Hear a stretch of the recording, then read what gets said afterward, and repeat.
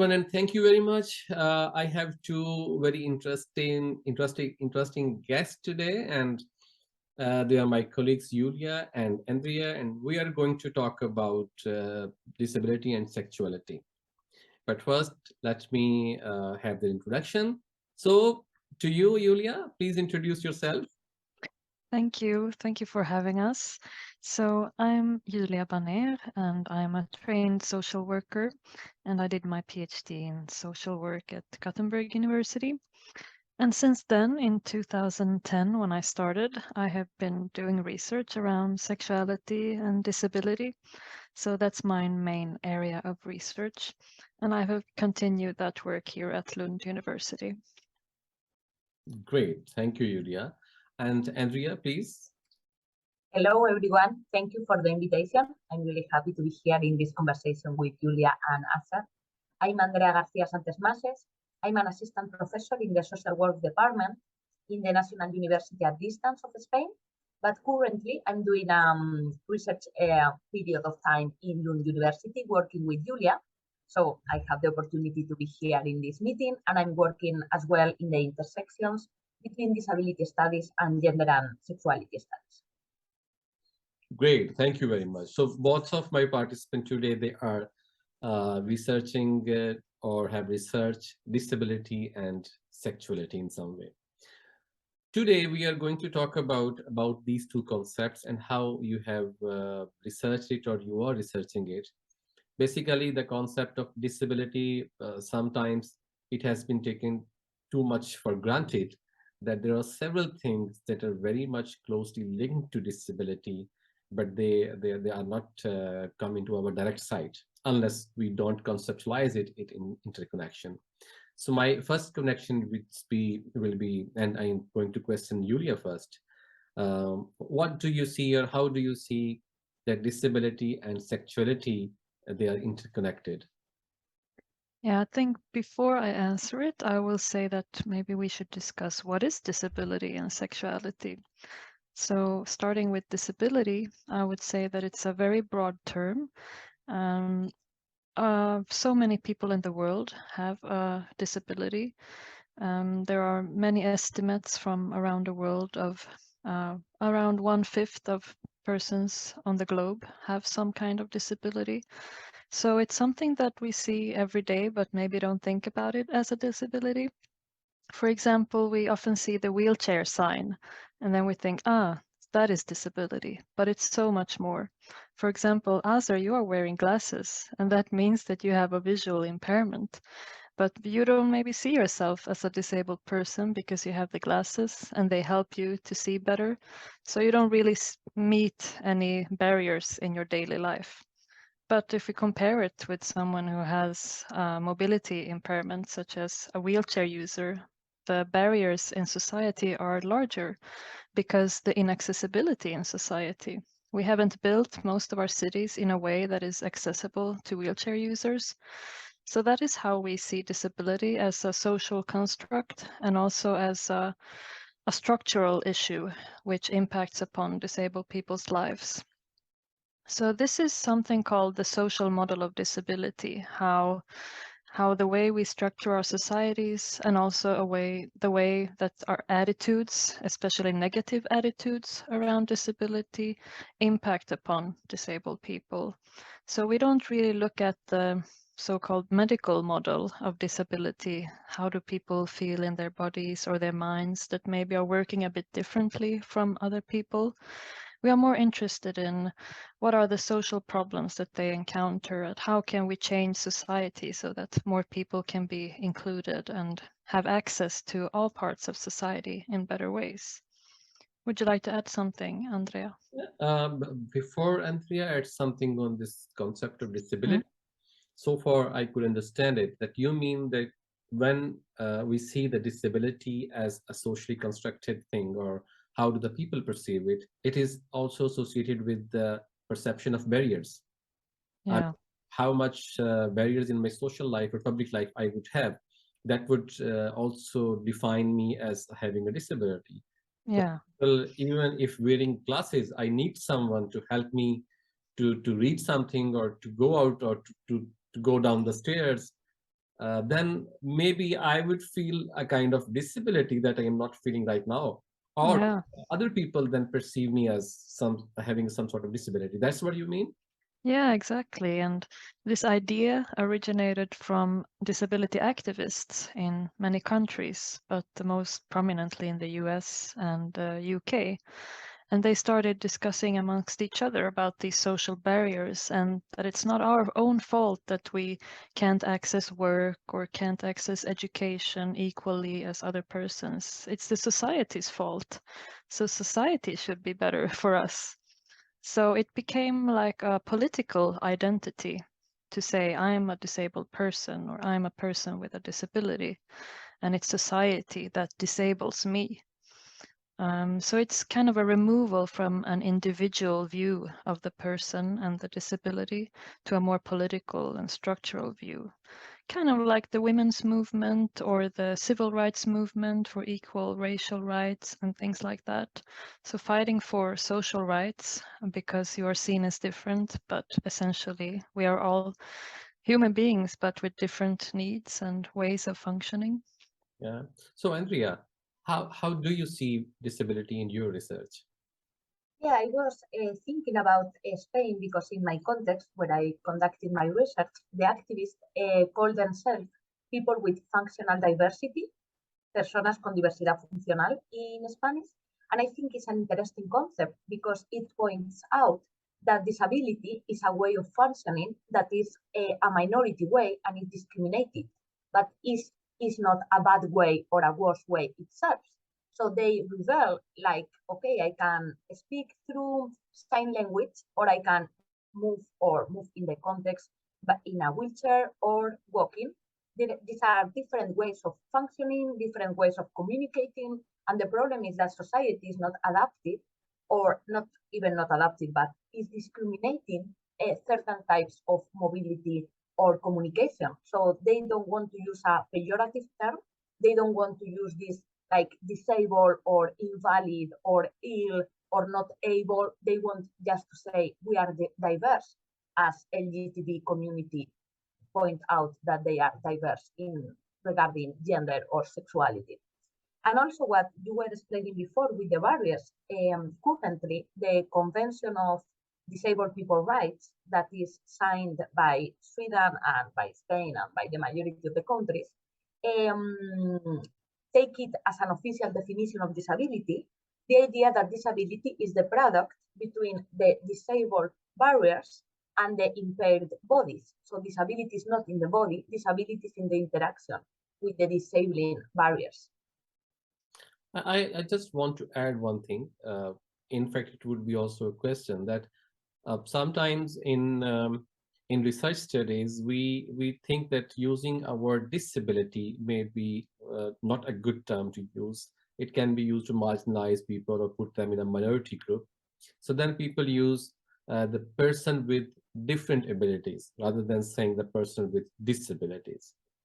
But at the same time, sometimes I think that maybe when I get some sort of instrumental support to improve my disability or turn it into an ability, sometimes it is more enhanced than the other people have.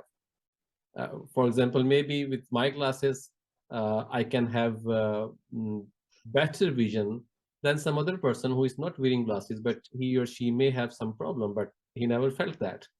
So then do you think that I may have enhanced ability rather than the different ability? I think it depends on the context. I mean, the situation and what you want to use your abilities for. For example, the Paralympics, there was a discussion some years ago about the runners who used prosthetic legs, and that they were essentially faster than the runners with so-called able legs. And I think that's an interesting viewpoint, that sometimes how we enhance our bodies with aids and, for example, prosthetics can actually be something, yeah, enhancing the human capabilities. But the problem is that it's not always viewed in that way because it's seen as different and weird, and we have such high ideals of what the human body and mind is, how it should function. But for example, the community around autism, sometimes they call themselves neurodiverse, so that it's a diversity in cognitive functioning. So it's not about a deficit in the brain, but it's about just I'm thinking differently about things, and it's not something negative. And maybe because society is structured in a specific way that doesn't fit everyone, doesn't mean that the people who don't fit in are not good enough. It's just that society have not thought of the diversity that is needed. Yeah. And also in relation to deaf people, a lot of deaf people call themselves a cultural minority and defend that deaf is a way of being in the world that is equally valued and is a good thing and is a cultural thing, and the sign language is a proper language that should be preserved and should be kept and valued. Yeah. Then I think there is another problem with it. For example, if a teacher is teaching a group of students who have both the students who are deaf or who cannot speak and the students who are so-called normal. So if a teacher would think them as included, then he or she may undermine their problem or the barriers they have in understanding something on the board or on the slides. For example, then maybe he would have to prepare his slides or the content on the board with more visual depiction of the content. Then you think that at the same time, when we are talking about to include the person with the disability or the problems into with the normal people, there is also a chance that the person who is dealing with them, they may undermine their problems, or they may I mean, I yes. think when we talk about inclusion, it's not about eliminating the difference, and it's not about making diverse people to fit into the ordinary or regular way of functioning. It's taking into account differences. So it's not like deaf people have to pretend that they are not deaf to fit in the normal, regular education. It's that the regular education has to be inclusive in that sense, has to be into account the differences, but not only with the deaf students, maybe with the, I don't know, regarding gender, or racial or ethnic background. So to be a welcoming space for all types of differences, not try to eliminate them. Yes. Yeah, and plan differently. I mean, develop new pedagogies for how to teach and how to show things. Do it in a different kinds of ways, and always also discussing together with the students or other groups, wherever it's about, that how does it fit you best, and what can we do so that everyone feels welcome and everyone can take part in a good way. So dialogue is very important. Yeah. Okay. Yeah. Well, there's a lot of things that we can talk about with disability, because it is such a huge discourse. But now coming towards the sexuality, because that is something different and attractive in this domain. That how do you see sexuality in connection with disability? So let's begin with Yulia again. Yeah, I mean, I guess we should start by talking about what sexuality is to begin with, because that's also a complex phenomenon.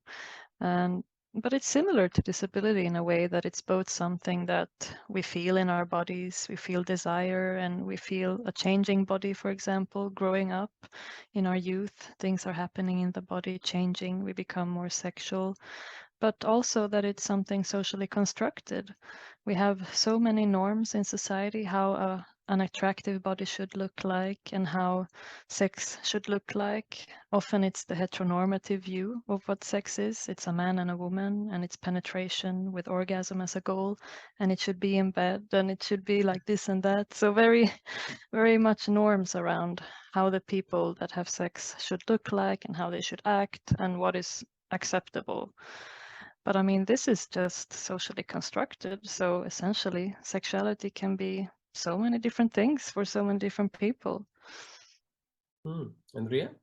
Yeah, and I was thinking that it is really connected with our previous conversation, because the idea for me is not to try people with disability to fit into normality or heteronormativity and say, okay, then let's apply the medical model and try that the people can the bodies can fit into that, like, for example, treating erectile dysfunction or anything that we can do to rehabilitate these dysfunctional bodies so they can have the most normative sexuality that is possible. I think that is not the idea, or this is not what I'm interested about. What I'm interested about is how disability challenges the normative conceptions of sexuality, of beauty, of desire, of body, because the idea that was the model that Julia was explaining, like what we think is sexuality, it challenged when we try to apply that to disability, because then the disabled body is not going to fit into the idea of the masculinity or male that is in this heterosexual relationship, providing pleasure and being the active part and the desired part, the deciding part, and the female, the passive, the object, and the super beautiful and sexualized way. It's been challenged, so it's more interesting, and it opens more questions for research. Yeah, I mean, and in our starting point, of course, is that everybody has some form of sexuality. So it's not, we're not able to say that sexuality and disability doesn't match, because it's there for everyone, independent of how their body or mind functions. I mean, even children have a sexuality, even though it's very different, of course, from grown-ups. But sexuality is something that is with us all of our lives, including if we choose not to have sexual relations or act on them, like the asexual community. But I mean, in general, I would say that we all have sexual desires and also longings for intimacy. It can be about being near someone. It doesn't have to be sex the way that we see it in the movies, for example. It can be so many different ways depending on what you like, what you enjoy, and with whom. So when you say sexuality and disability in your research now, how you conceptualize both in your research, Julia? Yeah, I mean, the way I've been explaining it is the way that I have been my starting point for the research, and I've also included a policy perspective. So Andrea mentioned before the UN Convention on the Rights of Persons with Disabilities, and that is very important for our work, I think, as researchers in social work, to show that, well, the convention is something that all social workers should work with. And one of the articles is about the right to sexuality and family life and sex education and all of these things. So I have been doing interviews with people with different kinds of disabilities to ask, what barriers do you face when you want to form relationships, or when you are dating, or in your relationships with regards to sexuality? And they have been able to talk about all of those different social barriers often that they face, or physical inaccessibility.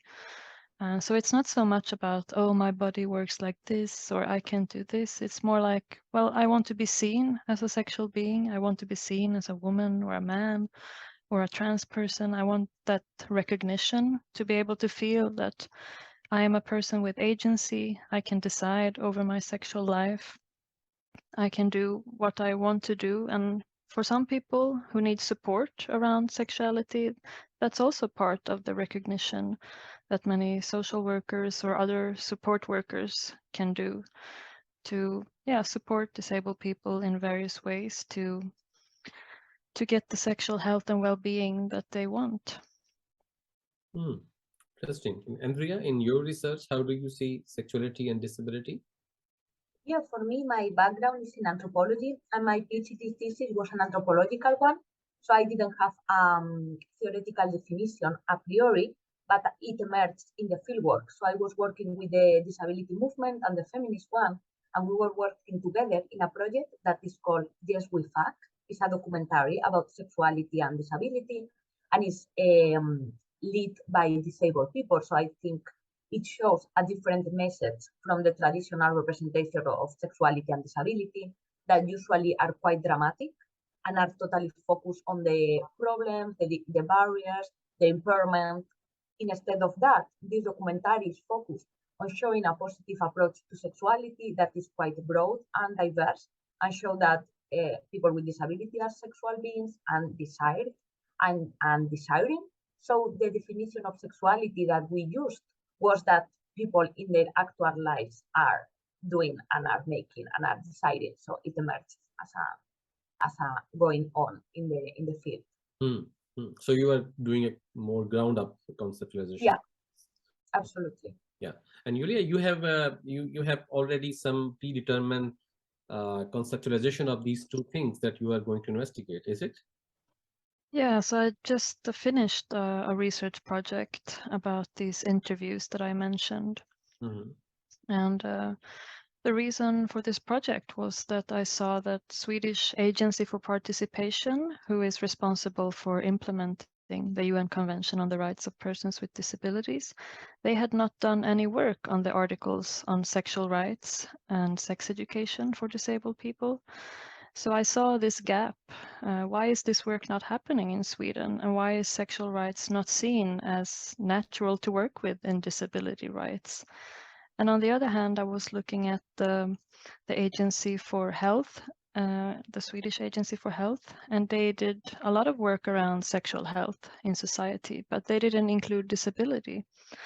So it's often this some kind of misrecognition of disabled people's sexual rights that we see in society that also impacts upon how they can actually have good sexual health and well-being. So that was important for me to bring into the research and actually give some results for these agencies that please see these people need these kinds of help or support or just recognition in the healthcare system or in disability services, and that this is an important part of life for most people. Yeah, and that lead to another question about the research process, because you said that there is no specific disability that you are going to investigate. I mean, both of you are just going towards people with different types of disabilities. But the second thing that is more constant in a way, that is sexuality. So there are a variety of people in your sample who have different disabilities, but the experience or their social experience they are sharing with you that's related to their sexuality.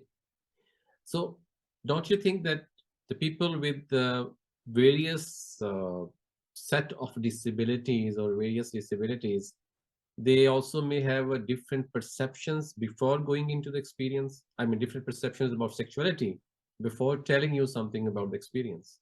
Yulia? Yeah, I mean, definitely. I think for all people, regardless of disability, we have very differing views of sexuality and also about our bodies and how what role they play in society. And I think that was what I was interested in, actually exploring what is sexuality for people and showing this variety of experiences, because that is also a way to show that disability and sexuality are very heterogeneous concepts, just like for people in general.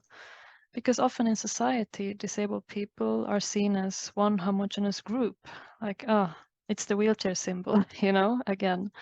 But in reality, it's so diverse. And actually, we should just think of it as all other people in society, that we are so diverse in all kinds of ways. Why should we make these categorizations beforehand? But of course, I found a common ground for most of the people that were in the project.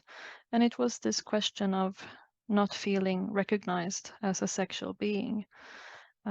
So regardless of their disabilities or how they felt in their bodies or minds, this was a shared experience. And also regardless of what they thought about sexuality and what was important to them in their sexuality. And I think that's also a core issue for social work, that we should look at the individual and their needs before we take decisions from these categorizations and the different policies that we have, because maybe there is an issue that doesn't fit into the policies. And it shouldn't be a way that, okay, then we can't help you because it's not in the policy. It should be a reason for social workers or other support workers to actually say, maybe we need to change the policies. Maybe we need more knowledge as professionals about these things. But how are you researching it? I mean, what kind of research approach you are using? Qualitative methods, so usually interviews. And do you find any problem while interviewing the person with different disabilities? Well, I have allowed people to make interviews in a way that is suitable for them. So some people wanted to meet in person, other people wanted to meet via Zoom, like we are doing. Yet other people wanted to write through Messenger, just chatting, or replying in a Word document to my questions. And then we sent the document between ourselves. So I have allowed every kind of way that the person finds suitable so that it's also adapted to their accessibility needs and the way that they feel more comfortable in expressing their thoughts. And these people, you approach them through some organization or? Mostly through social media. I put out some ads that I was looking for people to interview in different kinds of disability related groups. And yeah, it wasn't difficult at all. People were very much willing to participate, and many people said that it was the first time that they shared their experiences around sexuality and the first time that someone listened to them about these issues. And they have same social context in Sweden. Yeah. Okay. And Priya, what about your research approach and sample? Yeah, in my case, the research when sexuality was the main topic was my PhD thesis.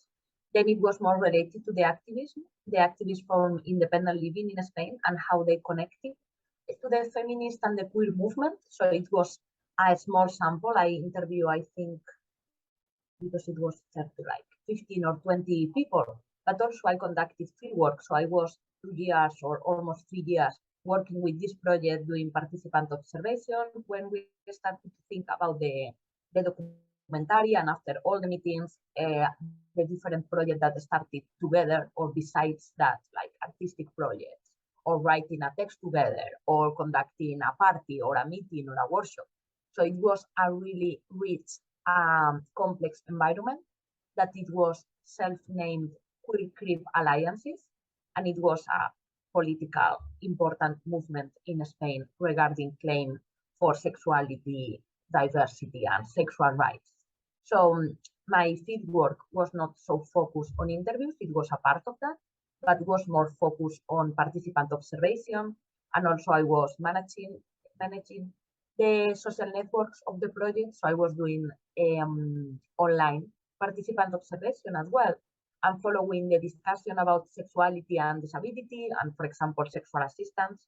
That was a main topic in media, and the cultural products that were produced in parallel. So for example, in few years in Spain was not only Yes We Fuck, but 1 year after they made another documentary about sexuality and disability as well.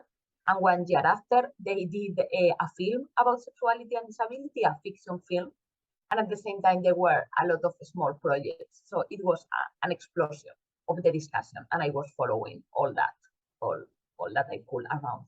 I was not focused either in a type of disability, but the majority of my participants have a physical disability, because it's the people that is more involved in this movement and felt more represented by the movement, so they were more involved. But it was not a simple restriction for me. So you don't have all the participants with disability? In my PhD, not, because I researched the process and the connection between the queer and feminist movement and the disability movement. So I was interested in what happened with disability and sexuality, but I not only asked the people with disability, I asked also the feminist and queer activists. And for example, I interviewed as well personal assistants or partners, able partners of disabled people. So more people that were around, but immersed in this network of new languages and production about sexuality and disability. But how do you connect this feminist thing with this disability and sexuality thing? It was a process that emerged naturally in that moment. So I was already doing the master thesis, and in the master thesis, I was interested about disability and gender, and how disability challenged gender normativity, the traditional ideas of what is a man and what is a woman. So I was conducting this qualitative research based on qualitative interviews, And I started to collaborate with the project Yes We Fuck that was started in that moment. And I was a feminist activist myself. So we started to think we were already a connection between the disability studies, the disability activism, and the feminist one, we ourselves in the Yes We Fuck projects. And then the community that we started to connect, because we started to do meetings and workshops. So the two movements started to connect between them. And I was just being like a person that was there and was participating, but also researching what was happening. And I think they made this connection that was so strong for a few years because they realized that they have so much in common, even if disability or gender and sexuality seems different things. The fight is quite similar when you start to think that LGBTQ people have been stigmatized by their bodies, their identities, their desires, and also disabled people. Both of them don't fit in the norm of what is desired or what is normative and legitimate sexuality. And for example, it was interesting because the disabled movement started to call or to ask for pride disability, for being proud of being disabled, and it never happened before in Spain. It was thanks to the connection with the queer movement that they started to say, okay, it's not only that it's not bad to be disabled, it's also that we can be proud of our difference. So it was super interesting. And also I think for the feminist movement, because when they complain about the fixed gender traditional roles of femininity and masculinity and how sexuality a lot of time is violent against women and the representation of the female body is quite stereotyped and restricted, they realize that in connection to disability, it was a common fight for breaking out stereotypes and prejudice. And yeah, really. So the connection is more about shared understanding of marginalization or shared understanding of discrimination between both these groups. Yes. Yeah. Yeah, because you put them first in minority group and then you marginalize them or discriminate them, putting them, I mean, excluded from the normal people. Yeah, I understand that now. Thank you. It is good. I mean, I was thinking for a while that how it may be connected, and that reminded me about how the childhood studies related with gender studies, because in both the studies we see that, and also the feminism, that how the concept or the discourse of incompetence is seen between, I mean, just like with the children and with the women. I would not be competent enough to do this, just like a child cannot be competent enough to do this. So yeah, it means that there is a gap where we can connect things in an interdisciplinary way. It is interesting. Okay, Julia, I'm interested in knowing about, you know, that when we say disability, and we already create a category of a people who, in a general understanding, are not among the normal people. A similar way, when we say sexuality, we can also divide people into a normal sexuality and abnormal or so-called another type of sexuality. Yeah, I mean, that's definitely the way that both Andrea and I have seen disability and sexuality, that there are these hierarchies, both of bodies and functionality, but also of sexuality, what is the norm and what is seen as not acceptable. So yeah, we can definitely see the shared conceptualization there. Mm-hmm. And by chance or by intention, have you also explored how do the so-called normal people think about the sexuality among disabled people? I mean, only through the disabled people themselves, when they talk about how they have been met by non-disabled people. For example, many of the interviewees that I met, they talked about how professionals in healthcare or in disability services or in school, that they haven't seen them as sexual. For example, some of the young people said that they weren't allowed to the sex education lesson, or they weren't seen as, oh, it's not necessary for you, right? So you don't have to come. And that says something about how you are seen as a sexual being or not, and actually as a human being, right? Because as I said before, we are all sexual in different ways, and we should all have a right to this kind of education, for example, or in the healthcare system, that if I get a surgery that really impacts upon my body and its functions, maybe I need to discuss with someone how that also can affect my sexuality and how I can think about sexuality after an injury or a surgery. But that has been very absent from many people's experiences. And what about how do you see that the perception of disabled people about their partner? I mean, what kind of partner they are having or they want to have that will not question their sexuality? Well, that's very different. It's been so many different answers to that kind of question, so I can't say like in a generalized way. I think it really depends on chance, like for many people, how we meet our partners. Some have met disabled partners in a shared community for disability activists. Other have met them in their workplace, a non-disabled partner. So it's very different.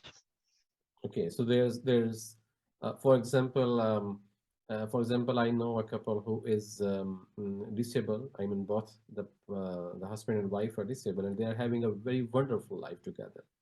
So they think they're made for each other. The husband is disabled, and her wife is also disabled. I mean, both have different disabilities, but their perceptions of life seem to be that they are made for each other.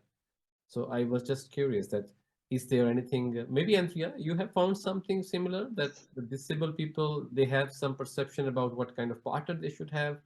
They should be somehow within the within the same class where they belong in terms of physical competencies, or what do you think? I think it depends a lot if they are in contact with some political message and discourses or not. And I think it works in the same way that everyone else. So if you are, did you never reflect about what disability or disability or the normative body means?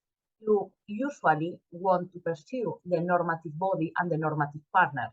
So we are immersed in this capitalist and patriarchal society. So you want a partner that is the most successful possible regarding everything. So regarding economic success, regarding the perfect body, and regarding heterosexuality. So also disabled people have that interiorized.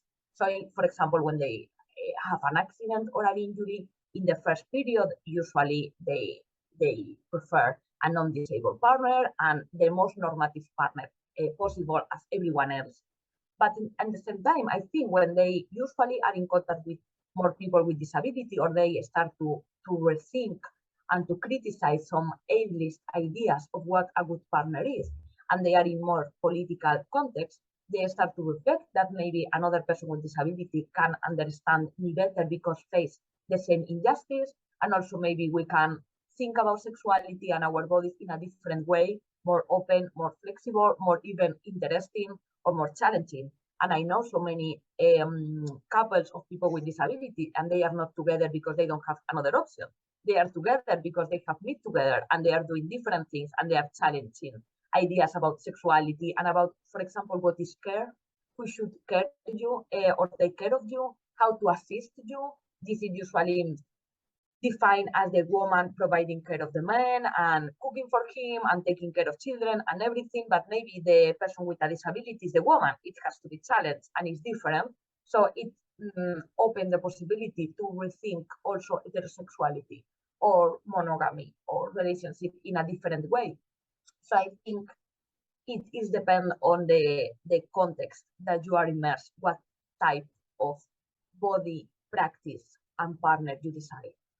Yeah, and I was thinking of some of my interviewees who were autistic, and some of them were saying, like, I don't care if my partner is autistic or not, but it's important that we have the same interests and that we want the same out of life, same lifestyle.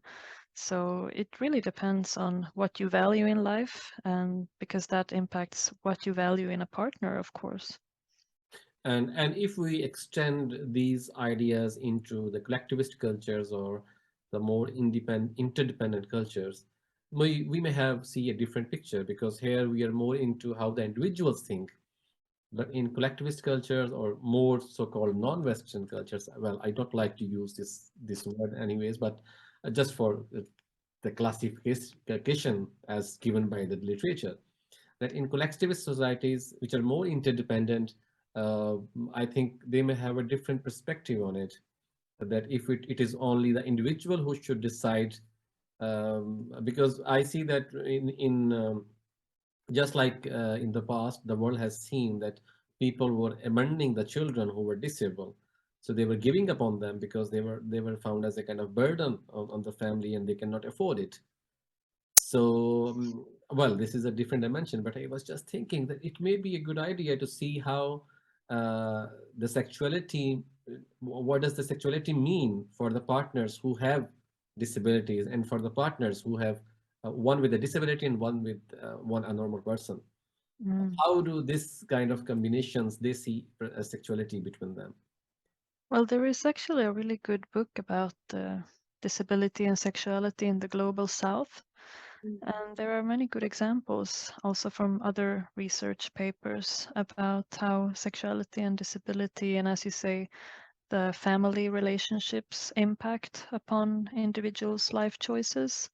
So I think definitely there are important concepts that we should consider when looking into those contexts, because it's also about culture and class, socioeconomic position.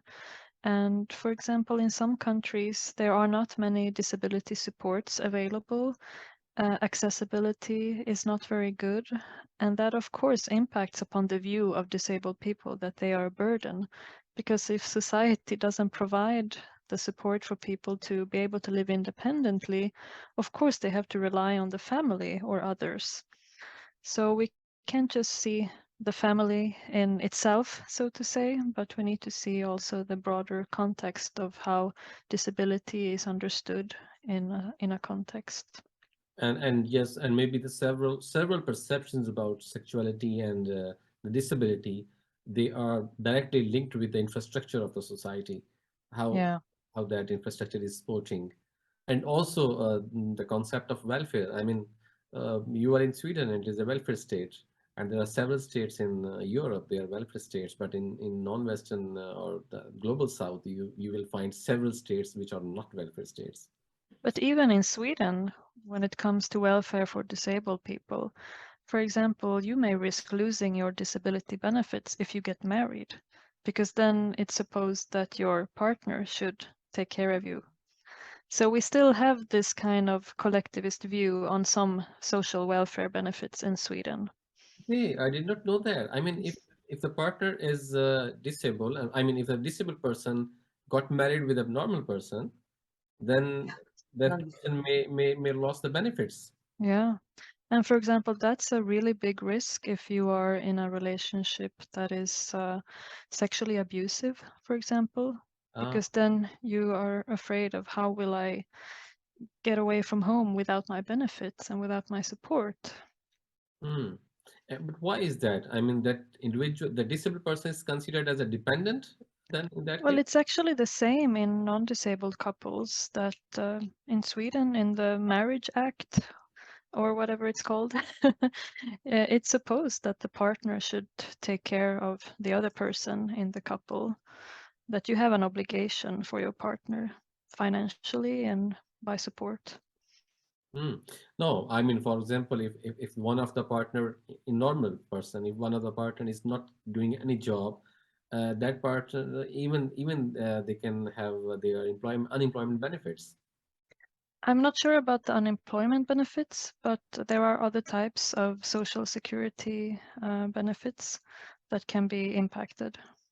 Ah, okay. Well, this is another debate. In fact, it was a very interesting discussion, though I don't have too much idea about this topic because I learned it from you actually whenever we used to talk about it. But then I thought that this is something to bring into discussion and put it into on my YouTube channel because I know that there would be several people who would enjoy this talk and maybe they have something to say or something to share with me or in the comments. And it is good to bring this type of topic into discussion that is, in my opinion, it is rarely explored, particularly with a ground up way. How the data emerge from the bottom towards up. Thank you very much, Julia and Andrea. Because it is a YouTube talk, I cannot make it longer. But anyhow, it was very interesting, and I am very thankful to you. Yeah, thanks for having us. I really enjoyed it. Yes, thank you so much. Thank you.